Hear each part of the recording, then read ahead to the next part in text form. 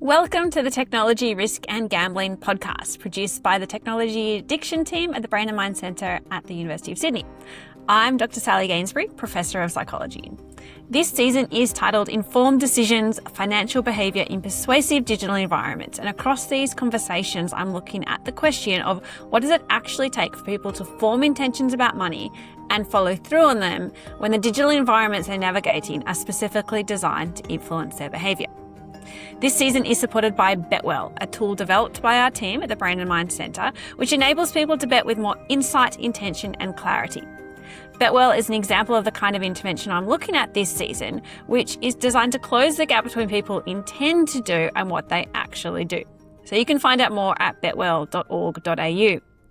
I'm so excited for you to listen to this episode where I'm speaking to Dr Tim Fong, who is a clinician addiction psychiatrist and co-director of the UCLA Gambling Studies Program. But of note for this episode, the lead investigator on financial stability and responsible gambling initiative sponsored by Cambridge Research Institute. So they're looking at working with stakeholders in the financial sector.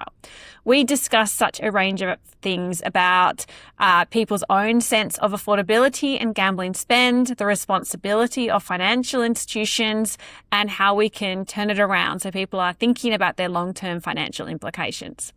I hope you enjoy the TRG series as a podcast, wherever you listen, or as a YouTube version. This is our 6th season, and so if you are interested, please press follow or subscribe so you're notified of all the recent ones. And if you like what you're hearing, I would love it if you can tell someone about it, leave a review, or give us a rating, which helps us attract guests and keep coming with good content. Now, without further ado, here's my conversation with Tim. So welcome Tim. Tim is a clinical addiction psychiatrist and co-director of the UCLA Gambling Studies Program. Tim is the lead investigator on the Financial Stability and Responsible Gambling Initiative, SSRG, which is a cross-sector prevention initiative led by Cambridge Research Institute in partnership with UCLA. So this is what we're really keen to have you talking about, Tim. There's been a published insights report, which is really outlining the gambling-related framing in terms of financial harm. And looking at this as a public health issue requiring coordination across different stakeholders. So I'm keen to chat to you about who are those stakeholders, how this framing is really important in terms of both gambling and finances, regulators, stakeholders, and of course, individual consumers. So I'm really interested in hearing from you about the questions that I'm coming back to again and again in this season, which is why financial harm from gambling is so consistently identified late, often after someone's in a crisis point, even though those harms are some of the earliest that do emerge.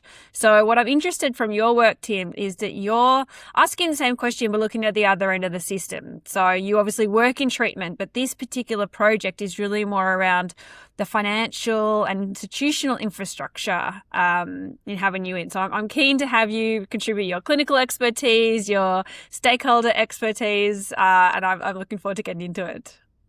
Wow, that's a great introduction. And thank you for having me way across the world as we record this. I'm actually recording this in my home office in Los Angeles, California. And as you know, I am a professor of psychiatry at UCLA in Los Angeles. And we've been doing work in gambling studies since 2005. And predominantly as an addiction psychiatrist, that meant I was looking at it through the lens of mental health and addiction. And for years, using that clinical lane of what's gone, quote, wrong, or what's different with how people think. How do we fix people with a, quote, condition, right? And why I bring that up is that it became very apparent to me that as addiction psychiatry and clinicians, that we're not addressing the impact of finances on mental health, on spiritual health, on just bringing it into the treatment programming themselves. We'll say stuff like, oh, do you have much debt? Are you hurting financially? But we'll leave the limits there. We don't actually go beyond the office. So by training, again, as a physician, that's really why I became interested in this question of how do we do better around financial health?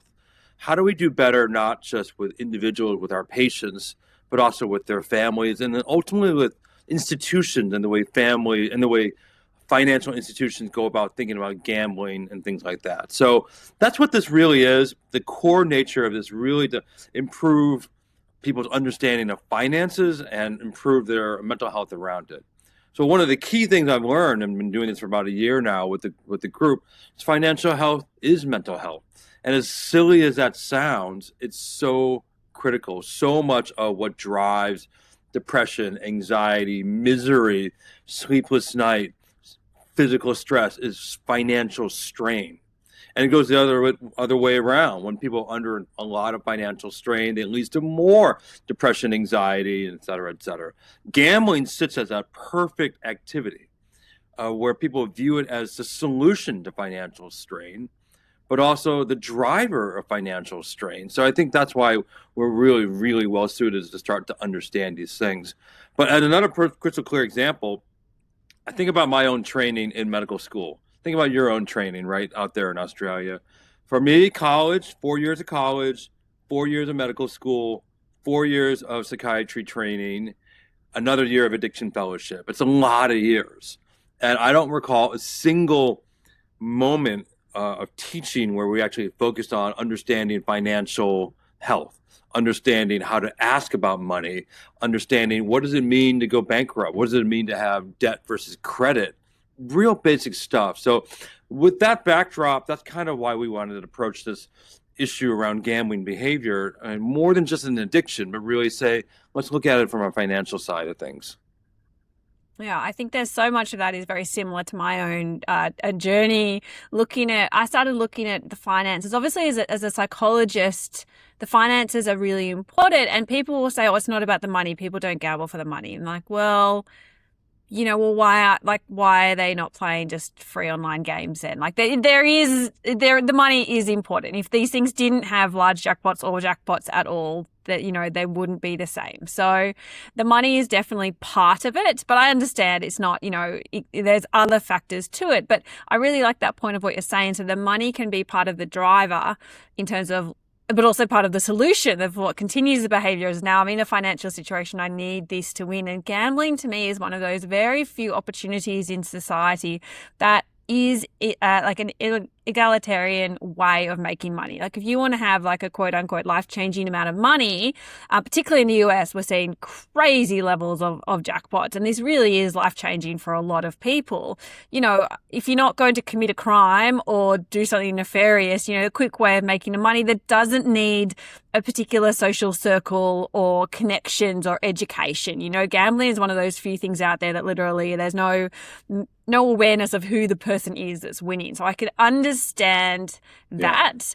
Yeah. But then there's this tension of, well, if you can't afford to, you're still continuing to do it. So this really becomes sort of a motivator in the beginning and then in continuance of it. But it also impacts people differently. I've had clients who have lots of money and they still have a gambling problem, right, but it's not causing them financial strain. But that's an atypical case. Yeah. But we also have, usually our clients do have money coming in. They have to have money coming from somewhere to keep gambling. So, right.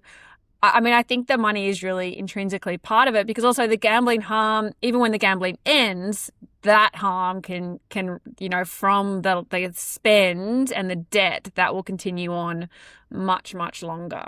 Yeah, and that's why so much has changed in our world, right? We hear the word frictionless gambling all the time, but one of the things that we've uncovered is just how easy it is also to obtain money to gamble with.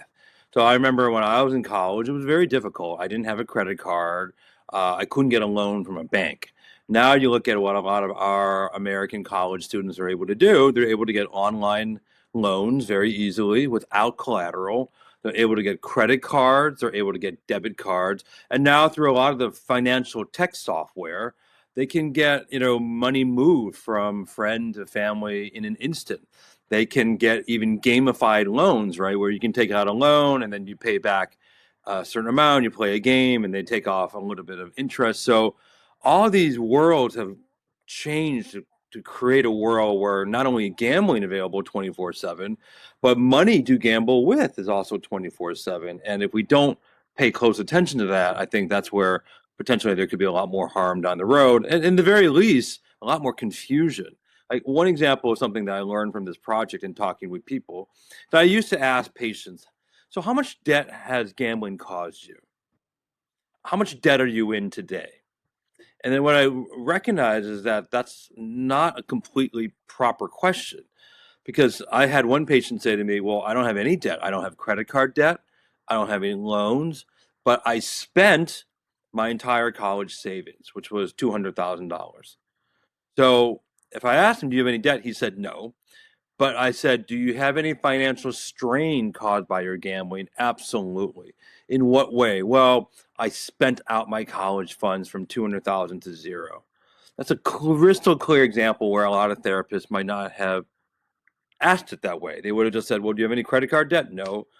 Move on to the next question. Instead, reframing how financial impact is a lot of different things other than just credit.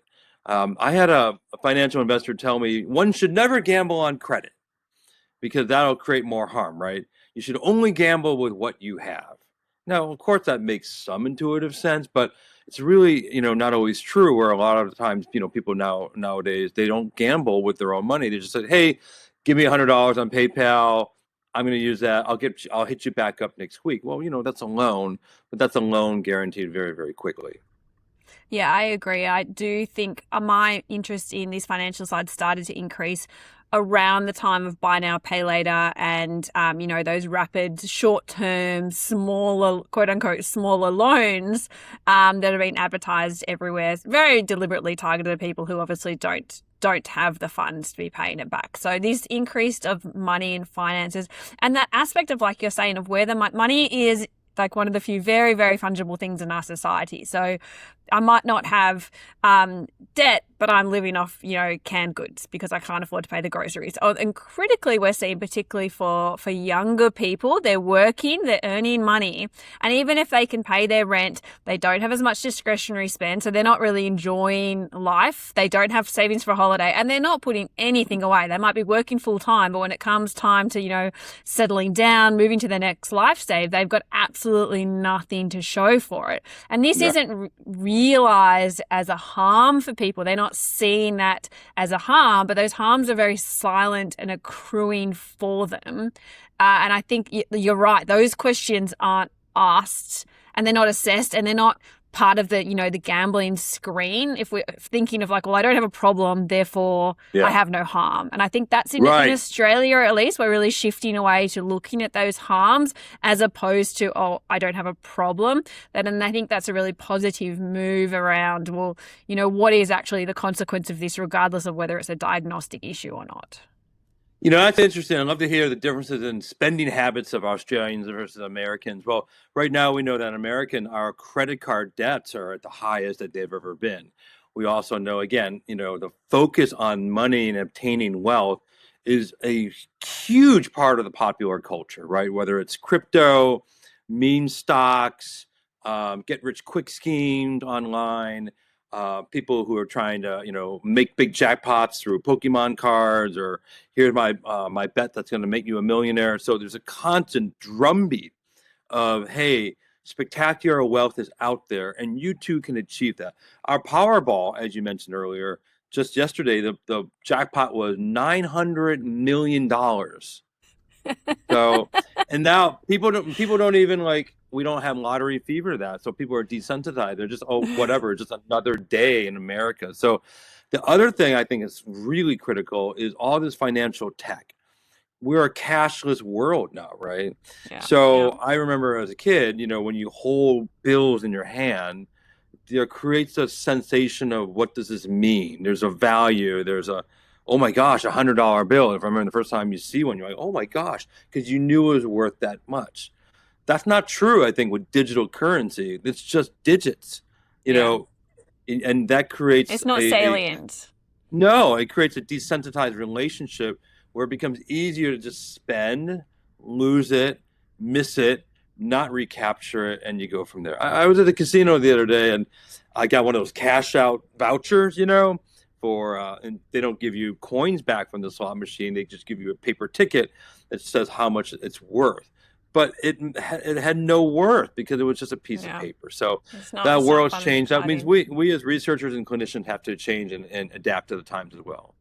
Yeah, I think that's a really good point, that this is all becoming digitized and people are crossing into it. And we are seeing, at the same time, this it used to be that if you gambled and you saw someone winning, so you'd have to physically be there, see someone winning, hear the coins clinking, and that would have a reinforcing effect. But now with social media, you can see people, getting quote unquote winning, because you don't know with all of social media how much was lost or whether they were given cash by someone, what is real there, what's not. But you have now this impression, this kind of influencer society of get quick rich, this is aspirational. And they might have people actually legitimately thinking, I should be thinking of money as collateral. I'm going to reap this back. I'm going to borrow money, but I'm going to win it gambling as a way. And people are thinking, I am going to get better, and they're experiencing the loss of, I'm just refining my system. And I think these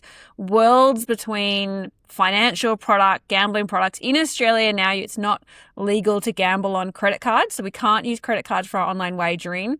And if you do, you can buy a lottery ticket on credit, but it's treated as a cash advance. So you have fees and interest associated with that. However, we've done an evaluation of the credit card ban, and it didn't really make a difference because, again, you just put something else on credit and, and move your money around. So it's a friction. I think it's positive for people, but it's not the ultimate solution because, as you say, when you've got money on screens, and some of my very first research back when I was a postdoc, Tim, in sort of 2012 was showing that when people are gambling online, it really is just numbers on a screen and it's not real for them. And I don't know that that's necessarily changed. Okay. No, it hasn't. And, that's so fascinating because I think about some other major themes I've learned from this initiative there as well, is that we look at our DSM-5 criteria for gambling, right? It had not been updated since 2013. And when you look at things like this, credit, debt, all that, it's really not there. There's bailouts, right? Seeking bailouts from others. But even that concept doesn't really flow. Financial harm happens way before bailouts, right? So I think one thing I've learned is not to just use that language, how much money have you lost gambling? But instead, so how much money have you spent on gambling? And for years, people would always say, I spent money on the sporting event or the concert, right? And they never say, I lost money going to the Australian Open.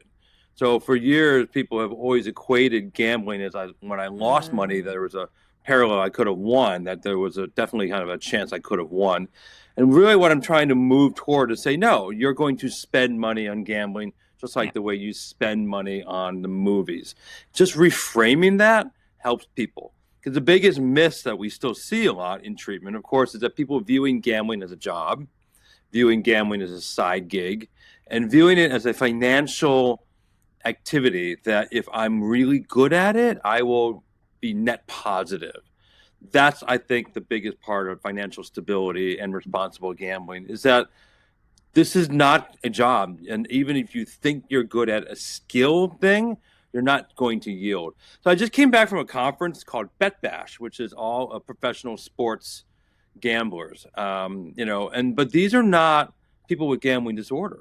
These are not even sports fans. These are highly analytical men and women that use sophisticated software to look at mathematical models. It was very fascinating to me.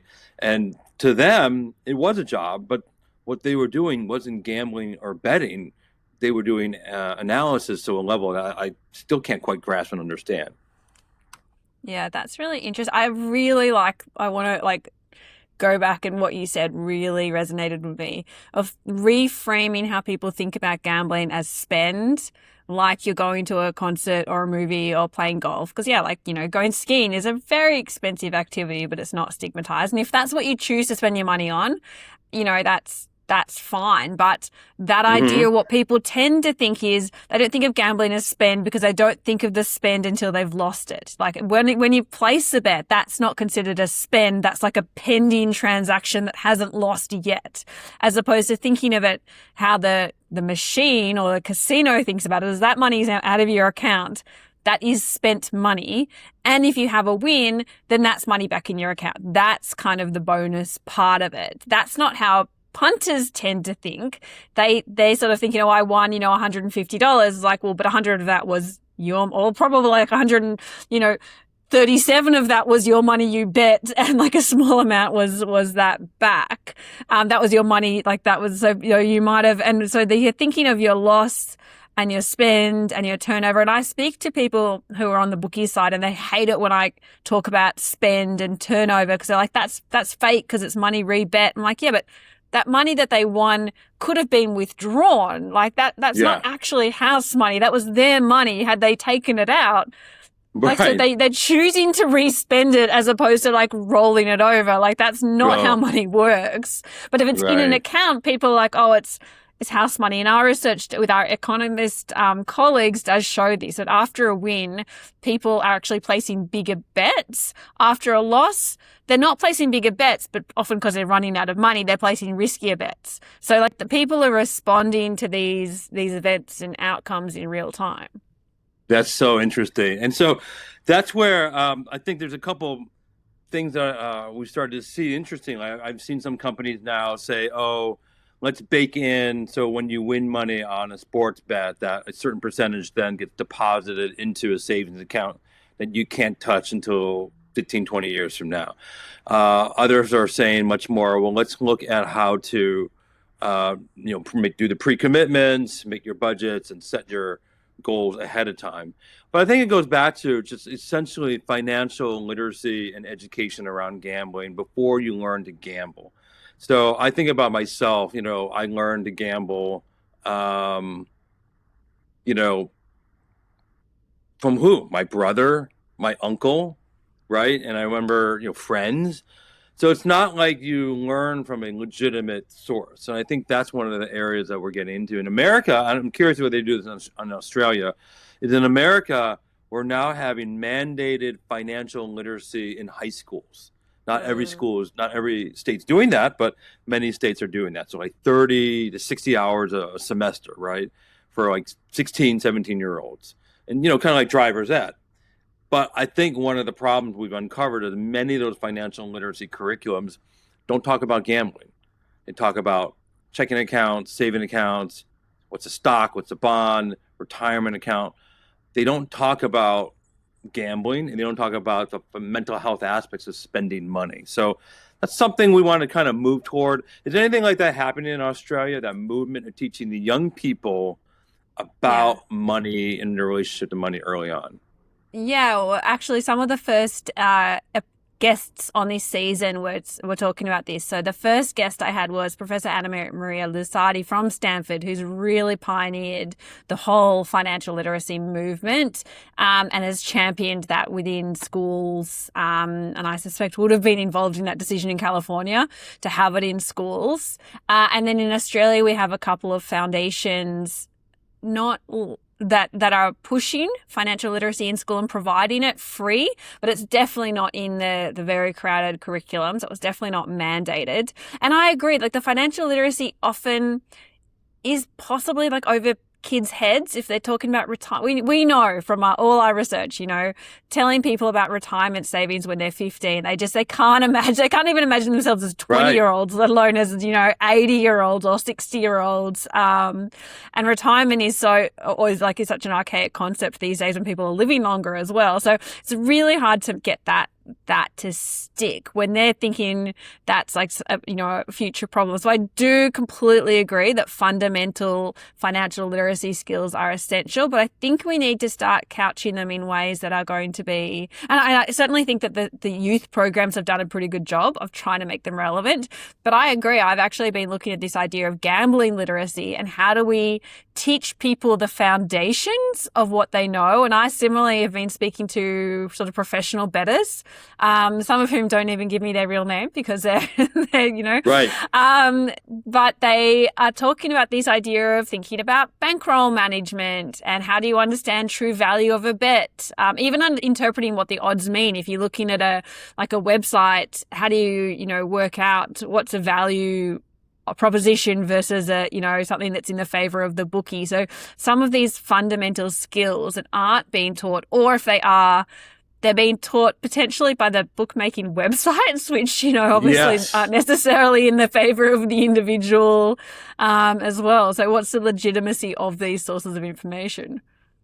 So like as an example, what's happening in Vegas, right, is blackjack was always paid out at 3-2 odds, right? And now many, many casinos have moved to paying out at 6-5. And if you do the basic math, that means blackjack is actually becoming, you win less if you're playing, 6-5 instead of 3-2. But many people don't realize that. And so what happens is they play for the same amount of time, but they're going to lose their money faster. And they're like, no, I still win. I'm like, no, you're not winning as much, and therefore you're going to lose money faster. So even just the psychology is a little bit different. But here's one of the things, and Michael Wohl, out of our friend in Canada, I thought this was really terrific for positive play toward gambling. That also falls into the lane of financial stability and responsible gambling. And that's things like, having a high degree of personal responsibility around your gambling activity, knowing that, hey, this is entertainment, this is not a job, I have other roles and responsibilities. Having a high degree of honesty about how much you spent. Oh, how'd you do in Vegas last weekend? Oh, I broke even when in fact you lost 500. No, if you said, no, I spent 500, that's going to keep you in the responsible world. Having, really good understanding of how the bets are made. One of the things, no one really understands how these bets, particularly the online bets, how are they made?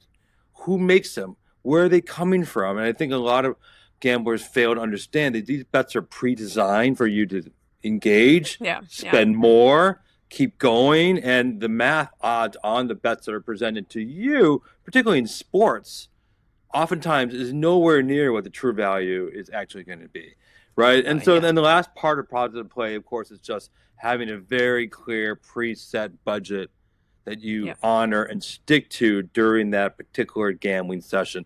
Like you, I've been struck with a lot of professional gamblers I talk with who say, this is my goal for the day. This is the limit of what I intend to spend and invest today. And that's it. I said it's incredibly disciplined. So I think those elements of positive play, really help and translate for financial stability and financial harm. But one of the things that's curious, and you said it, I want to highlight this, is credit cards on sports betting sites in America, same thing. Many of the operators are forbidding that, but it's not because of a law. What they don't like is when customers deposit $500 in credit, spend it that day, and then call the credit card company and call it back. So, and I suspect that's why the Australian wagering companies actually had no problem at all. Several of them had, most of them had well transitioned off credit cards well before the law came through, because they do just create all sorts of issues. Right. And so how are they financially spending? It's through online banks debit cards and PayPal, Poly. From Don't worry, there is plenty of ways to get money onto gambling sites. And that's where we came in and said, let's talk to the financial institutions, the credit cards, the banks, the people that move money and operators, and talk to them about what do they do when they see cases of people who are clearly spending in ways that are harmful. So as an example, my bank in America, if I withdraw $200, $300, $400, 4, 5, 6 times a day from my ATM, from my online, debit, and put it into somewhere else, that bank will not stop. They will allow every transaction to go through.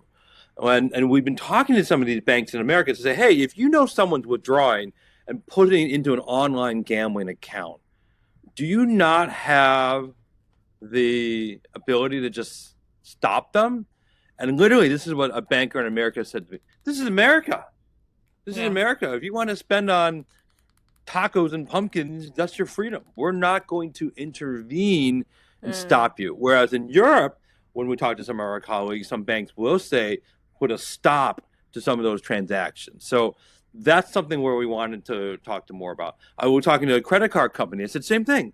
If someone keeps tapping their credit card for money, how come you don't intervene and say, this is fraud? Like if you were trying to buy, or how come you don't intervene and say, hey, is this really what you want to do? And the credit card company said, oh, we're not the bank. We just move money from merchant A to vendor B. I said, but don't you have a responsibility for your customers? Not really. That's their job. So in America, the financial institutions aren't necessarily motivated by the idea of public health, self-care, and intervening on one's freedom to spend. Is it like that in Australia where can similar conversation. So credit, I've actually spoken to most of the banks. I've had several sort of closed door roundtables where I've spoken to them all and had lots of conversations. A lot of the big banks do have sort of gambling policies, and several of the banks allow you to specifically opt into a block. So customers can put a block on all their accounts to stop them specifically from gambling. Credit card, the companies say they have a little bit more leeway because it's credit. But again, when it's a debit or an individual account, and it's kind of, I guess, one of the poor things about moving away from credit cards is that they say, well, it's your money. Like we can't sort of legally stop you, but they're also not sending any notifications or saying, hey, a pause, or giving you a call.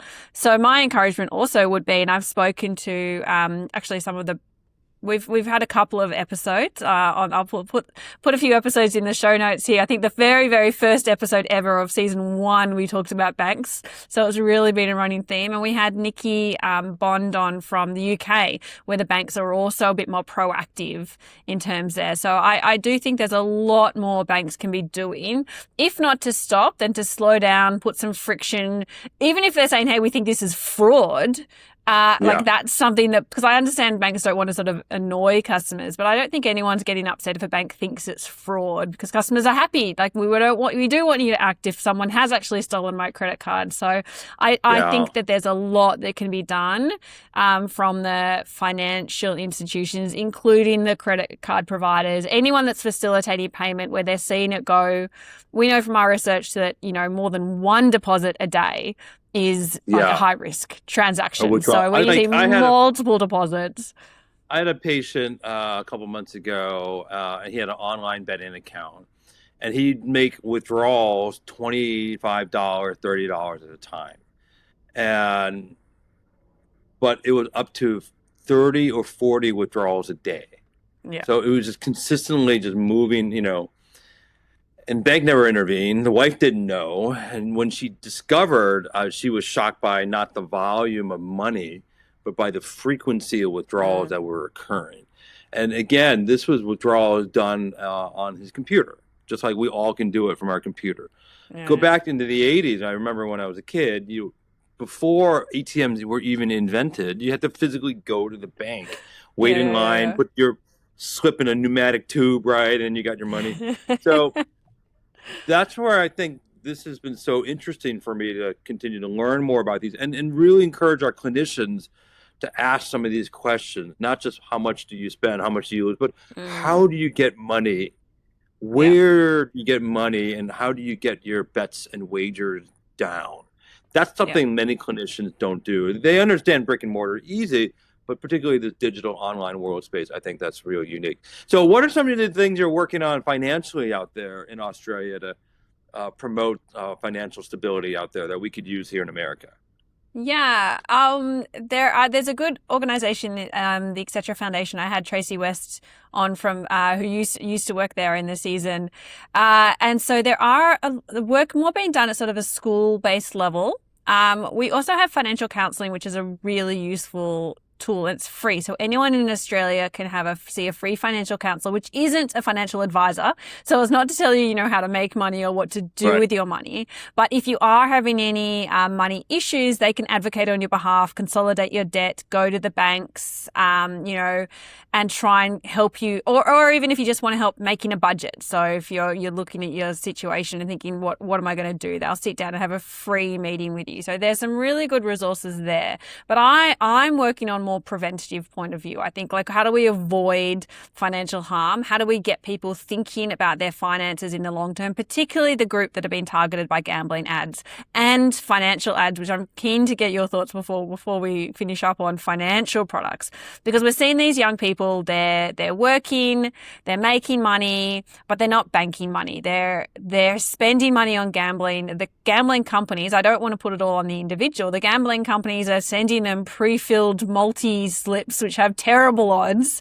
They're filled out for them. They're pushing them towards, more profitable, riskier products with high payouts. Like you say, there's a $900 million jackpot, but they just add an extra ball in, so it's even less likely that anyone's going to win, and no one cares, because the chances of, like, if it's 1 in 32 million or 1 in 50 million, same, like, not same, big difference. But when it's, right, when it's just in this category of it's unlikely to win, but there's a lot of money if I do, people don't actually do those odds. So I definitely want to put, a focus on the company and how the sites are designed with their, like, here's the pre-filled betting slip that, our expert trainer has completed for you, and this is, what this famous footballer bet on this weekend, and you've got 3 minutes to place a bet or it's going to go away. So all of these, social cues, making it easy, making it attractive with some urgency in there. Like, people are not just sort of a neutral person making silly decisions. They're against, the machines, the corporate agenda, with their frictionless bet. But so how can we get people to see this, increase their sort of gambling literacy, allow them to see, like, no, that is a terrible bet. I'm definitely not going to place that. I'm going to take my time to find a better value bet on something. So I think that's about educating the consumer and sort of empowering them. I don't want to be talking about, like, victimizing or blaming them, but empowering people to have the wherewithal, the smarts to be able to be at that more sort of professional level where they can have the discipline despite all the design nudges that are working against them. But they need knowledge and they need confidence to do so. And, listen, and that's the thing, is like, in no other field of entertainment do we give people guidance, like how to watch a movie, how to drink alcohol, how to smoke a cannabis, how to skydive. But in other things, like, say, sports, I play golf, I play tennis, and I enjoy both. But I enjoy both of them better when I'm a better golfer and a better tennis player. I enjoy pickleball. I could just run out there and start banging away and have some fun. But if I take lessons and actually think about what I'm doing, I could have a lot more fun because there's more skill. And I think we've forgotten that there still is an element of skill. The skill is around financial management. The skill isn't on making correct bets. So that's the split.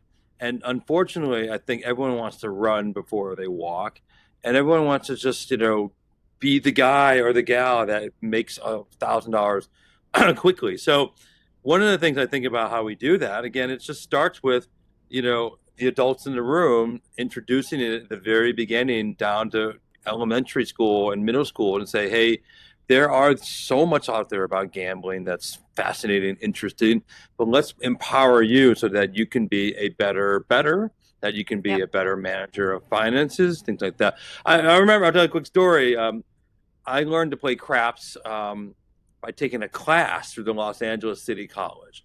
Prior to that, I didn't know anything about craps. I would just see people at the table. I'm like, this looks fun. And I didn't know the rules. I just threw my money out just randomly, right? That's not thoughtful. Isn't that how it works? Well, no. And then so I took a class. I learned the rules. I learned the math. I sat and thought it through. And then ever since then, I've always enjoyed playing craps in a very responsible way. And so, but I had a teacher. And I think that's what's missing, and particularly in the online betting world. I think in a brick and mortar world, you still get a lot of the elements of, you have the dealer, you have the pit boss, you have people around. Well, and you can watch people. You can observe someone. You can stand back and just, like, talk to someone or watch someone doing what they're doing. I've had so many folks tell me this is what you should do and not do when I was younger. You don't get that in the online gambling space. And I think that's really our task. And you're right, the ads starts with the ads. It starts with the ads really honestly showing what their product is. And the ad that disingenuously showed this as a means to spectacular wealth, that's kind of like, energy drinks saying they're going to give you wings. It just isn't going to happen, literally. And I think if they're, again, put to task on that, that's important. But I also think, again, we have to go back and recognize that affordability as a concept is a global issue, right? People are barely having enough to just pay for basic things, and not just here in America, but everywhere. And I think that's the problem where gambling puts itself up there as, oh, here's a chance for you to get an edge. Here's a chance for you to get ahead. Whereas, others don't. I've had so many young men, 18 to 25, who insist that they're very good at gambling, that they can make a significant living off it, and that they don't want to work inside a minimum wage paying job because it's not worth my time. So there's a weird paradox here. It's like, well, to become financially stable, you have to learn life skills. You have to start at the beginning. Yeah. You have to be humble enough to take an 8-hour shift and work there doing something that's uncomfortable. That's a whole nother conversation. But I think it goes back to this idea about people are feeling the financial pressures. And as you say, they see a way out that's quick and fast. Yeah. Who wouldn't want to do that? But we now know that that's not a sustainable way for the vast majority of people. Yeah, I mean, I completely agree. And this is behind the thinking behind the product that I've recently launched called BetWell. So it is, be a better. So this BetWell product available in Australia allows people to, I think the first step is to actually track, to be aware of what you're spending. So it lets you see all your online betting with Australian operators on one dashboard. So it's very clear what you're spending, what your turnover is, what your net result is. So again, getting away from this mentality of, oh, I'm ahead, because most people think they're ahead when in fact they're not. They're over and they think they're ahead, or they think if they're not aware of how much they've lost. They usually sort of think half of what it actually is. So we first have to have that accurate understanding, because if you're going to be disciplined, you need to know what your position is and how you're happening. But what is layering into this now, and I am developing a couple of resources, sort of an online quiz, an online chatbot, and some online games that have this education more engaging for people. So it's teaching them how to identify good value. It's teaching them to understand the expected returns. It's teaching them bankroll management. So the whole kind of suite of these BetWell tools are to be the best better. If you're going to do this, do it in a smart way, do it in a sustainable way, but you have to have the knowledge, the confidence, and the awareness. It's this kind of whole combination of things. You have to know what's happening with your behavior. You have to start building knowledge, but then have this confidence as well, and then understand how the sites are working to undermine that they're expert tips or showing you. There's a big, very popular in Australia is a product called Bet with Mates, where you put with Bet with Mates, your social circle. So your actual friends will share their betting slips. And so you can kind of bet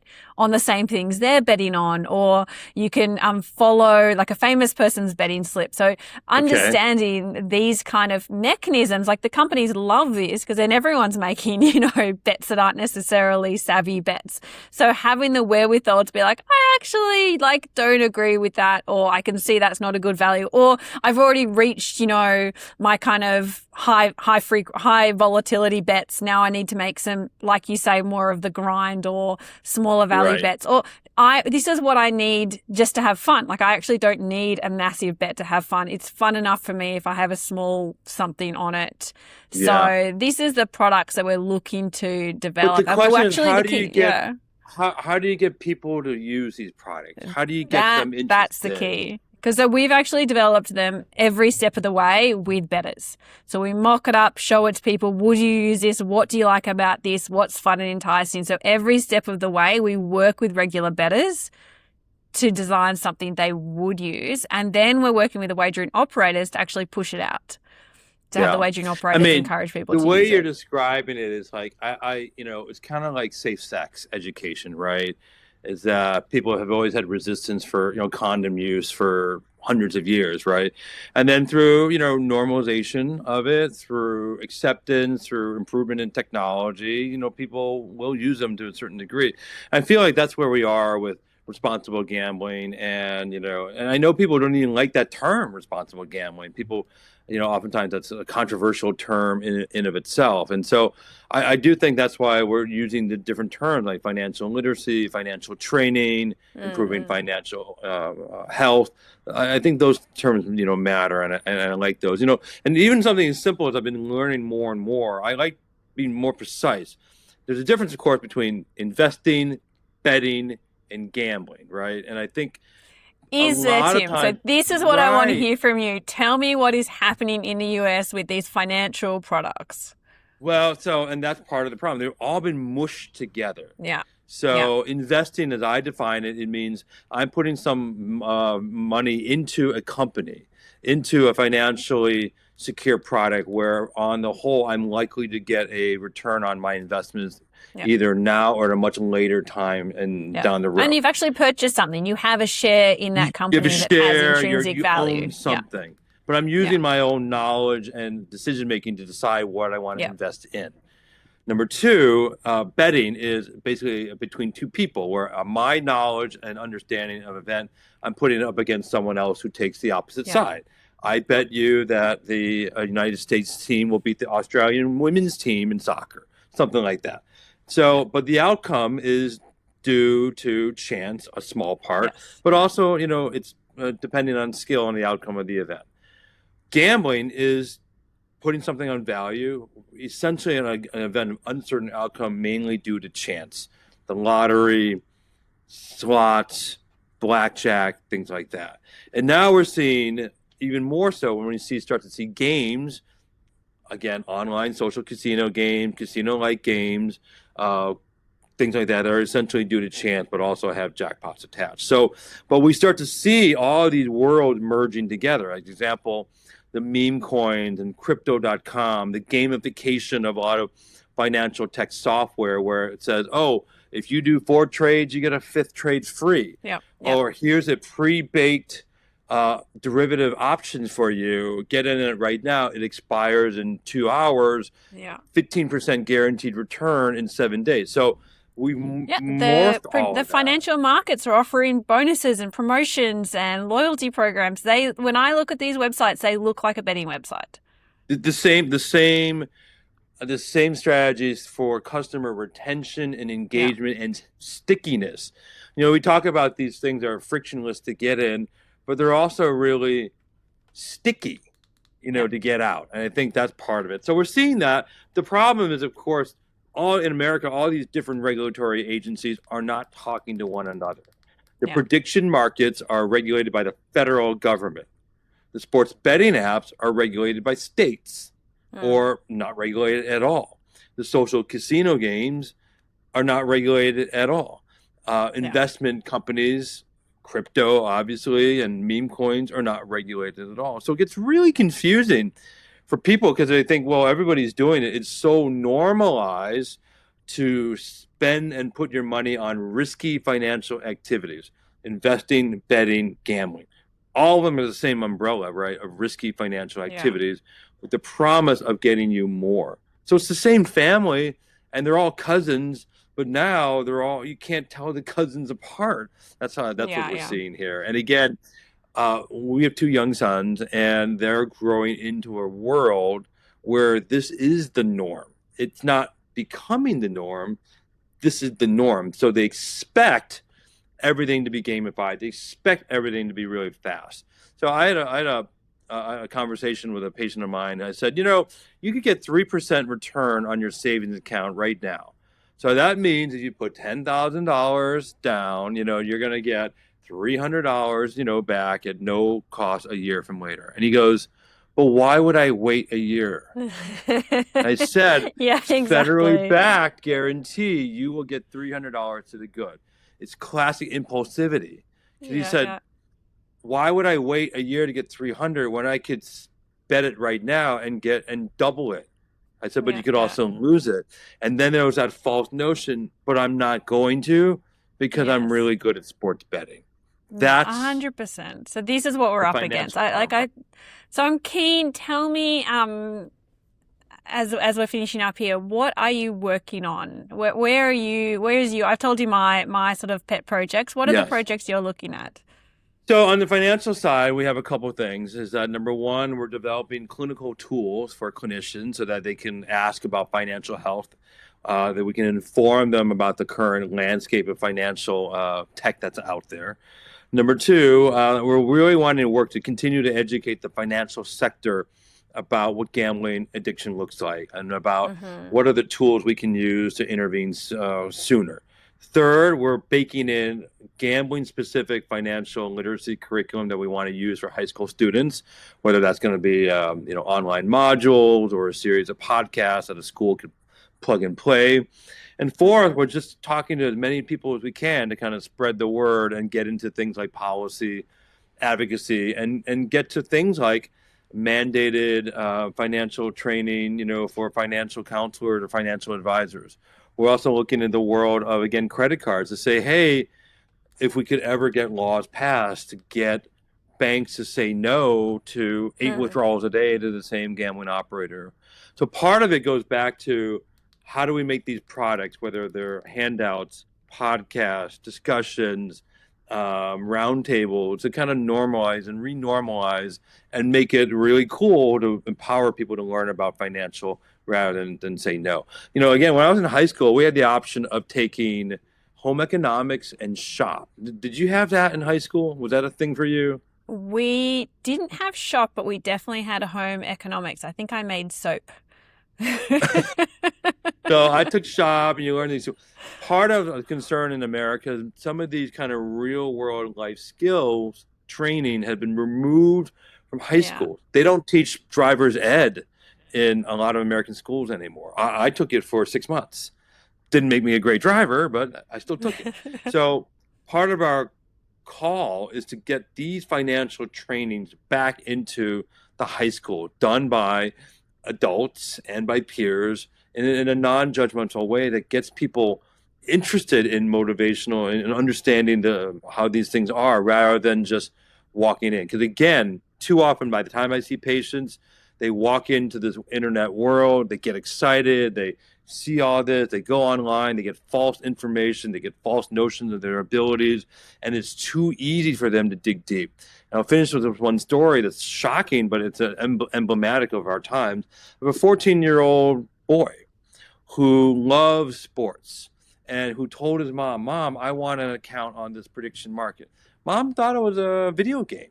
She's like, sure, everyone's doing it. She opens up the account. She gives him the password. She links it to his bank account thinking, he might spend a couple bucks, buying things. Well, within about 3 months, he spent $40,000. And it was a matter of him, same thing, going in, spending it $200, $400, $500. Presumably he didn't have that much money. This was on debt, It was all on debit card of his mom. Yeah. Mom's not watching what's happening. Next thing you know, by the time she looks at the accounts, it's $40,000 spent. Imagine the shame, the pain felt by this family. And I looked at this 14-year-old boy, and he was in tears, and he's going to live with this the rest of his life. Yeah. The mom's like, I'm a terrible mother. So that's the world of frictionless gambling, frictionless financial. That's the world where the young boy and the mother need to learn and understand that this is a world where you can do that. When I was 14, there was absolutely no physical way that I could have obtained $40,000 worth of credit. Yeah. It was impossible in the 80s.